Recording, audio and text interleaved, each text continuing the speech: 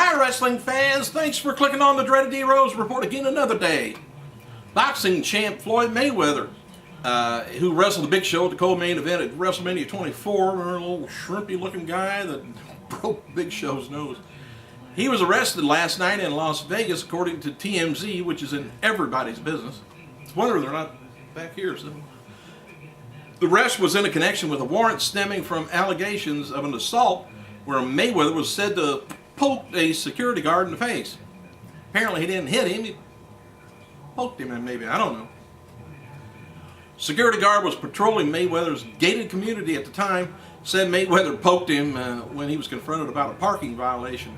Mayweather reportedly was at a casino in Vegas Strip when an employee recognized him and called the police. He faces a maximum 6 months in jail or if he's convicted of the assault. Or probably some of this will take care of the 6 months in jail. December 16th episode of TNA Impact scored a 1.212 cable rating, up from the previous week of 1.09. Show drew about 1.5 million people. The peak quarter hour was 1.23 in the fourth quarter, which featured Orlando Jordan and Eric Young taking on Generation Me. And the first half, Mickie James and Miss Tessmacher going after Madison Rayne and Tara in the tag team match. By the way, Rob Van Dam's birthday today, 40 years old. Mickie James battled Sarita at this week's episode of TNA Explosion. I don't know if you get that or not. That's usually out of the country, but well, it depends on whether you're out of the country. The former WWE Women's Champion Sarita, in their previous two encounters, Mickie James won. The main event being advertised for Raw, I guess it's February 13th from Bakersfield, California. It's supposed to be, this is an odd combination, Randy Orton and John Cena taking on The Miz and Wade Barrett. The tribute to the troops has been the #1 trending topic on Yahoo since last night and Saturday morning. December 16th episode of Superstars did a 0.6 cable rating with about 734,000. Viewership was up from the previous week, which was like 0.5 with a few hundred thousand extra, 200,000 extra.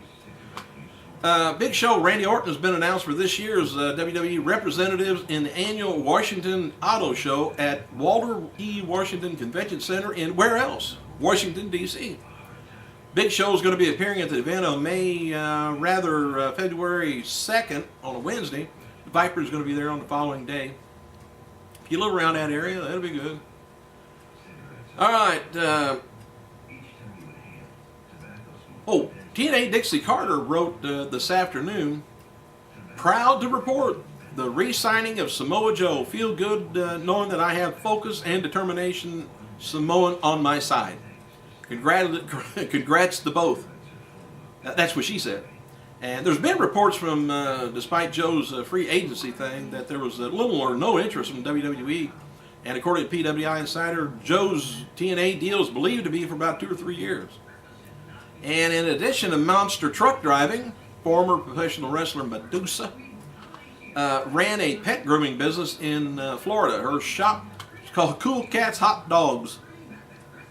Anyways, recently covered by Bay News 9 out of St. Petersburg, Florida. She said people walk in all the time and stare at me trying to figure out where I know her from. But anyway, they asked, she said she hadn't stepped foot in a wrestling ring in over 9 years and indicated that getting back into the ring is on her mind these days. But she says never say never. WWE.com offered, has transferred John Cena's profile from the Lemonized section to Raw Superstars section again because he was rehired by Wade Barrett. Wasn't that nice of them? Josh Matthews, it's kind of odd here, this thing. Josh Matthews has been added to the SmackDown Superstars section. He replaces Todd Grisham as play-by-play commentator for SmackDown on last week's broadcast. The NXT Superstars section now lists Todd Grisham as on-air talent for their brand, and now he calls NXT alongside Josh Matthews. Ashley Valance, who has not appeared on NXT on season 2, has been removed from the NXT Superstar section. She was conducting the ring announcement for last week's episode of Superstars. but she's not been used this week. She's notably announced Zack Ryder as Ezekiel Jackson during the December 6th taping, which was dubbed for the tape broadcast, I guess. You can confuse the two easily, I'm sure. Jack Swagger's Soaring Eagle is considered the official WWE superstar as the mascot, today's superstar of the day. They made that mascot superstar of the day on WWE.com. I must be losing my mind. Hulk Hogan appears dressed in an elf suit with NWA legend Troy Aikman. Oh, I think I was telling you about that when you scanned on down here the other day. All right. Former WWE and Tiffany, anyway, is she says that well, they're saying that she charges $2,000 appearances plus hotel accommodation and transportation for her and her road manager. Tiffany later said, "Man, I don't know where they got that information from," but she said it's only $1,999, not $2,000. It's outrageous.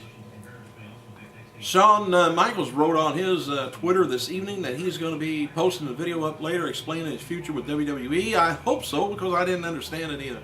In a recent meditated conference call between WWE and Martha Hart, saw the two sides unable to reach the settlement, so the lawsuit is going forward.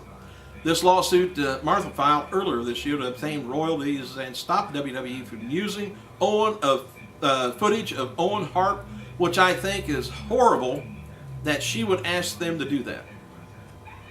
If Owen was around, he'd be pissed. I would think his kids should be too. WWE's filed a motion to dismiss the case. Part in the lawsuit was a charge that Martha Hart is no longer looking to stop WWE from using the footage. She, however, is trying to keep them from using Owen Hart's name on DVD covers to promote wrestling. She is still also seeking back royalties from when Owen's name was used in the past. WWE is more interested in recruiting experienced wrestlers for Tough Enough during their, as opposed to somebody with no experience, I guess. Casting producers have been contacted independent wrestler promoters in the past for applications on the talent that they feel may have WWE qualities. I would rather see people in there with no experience at all and let them start from scratch. I believe the Miz started out that way. Look where he is now. Of course, I think in my own mind they like the Miz to do a lot of the P&R work for WWE, to go out and be interviewed, but being on this show, be interviewed with this, because he looks good. If you know who Brodus Clay is, I don't think they want Brodus representing. He'd scare the crap out of somebody being interviewed, interviewing him. So I might be the reason. Anyway, the Miz is praised for how hard he's worked and becoming the WWE champion. The Miz is being compared outside the ring to John Cena, with all the media and all that crap that's going on with him. But the rumors of Shawn Michaels working for WWE again is not expected that he's going to be wrestling, but WWE's probably make him special guest referee at WrestleMania 27. I believe that too, and to be in the Undertaker match. I'm saying that. WWE's return to Australia over July 4th weekend, 2011, for a 4-day tour. Stops in Sydney, Melbourne, Perth, and Adelaide, something like that. Todd Grisham, by the way, is being replaced by Jonathan Matthews. Didn't come as a surprise to many, because there's been hints for weeks that Vince McMahon wasn't happy with his work and wanted to make a change. I ain't happy with Vince's work. There.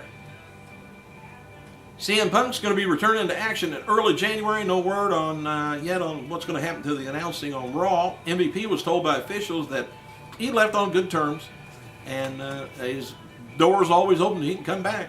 Undertaker recently started physical therapy on his shoulder and said that he's going to be he's doing well and should be WrestleMania 27 ready. No guarantees. Not from me anyway. I gotta go.